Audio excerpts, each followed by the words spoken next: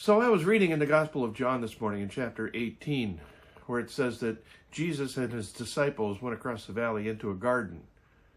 It was a special garden because it says in verse 2 that Jesus had often met there with his disciples. That grabbed my attention. It says that Judas knew the place. They all knew the place because Jesus had met with them there often. It was the garden where Jesus prayed before the cross.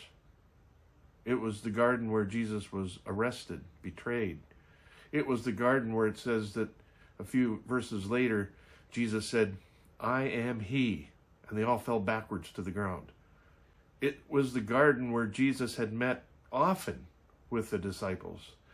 I wonder what connections there might be with the original garden in Genesis 1 and 2. Was it a place of peace, a place of prayer, walking in the provision and the presence of Jesus and being in that place often? I don't know, I think God likes gardens.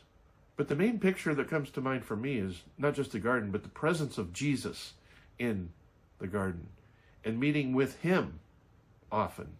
It's really about him more than the garden. He is the garden. Well, that's worth pondering today. Lord, help us. Help us to enjoy the garden beauty of your presence often.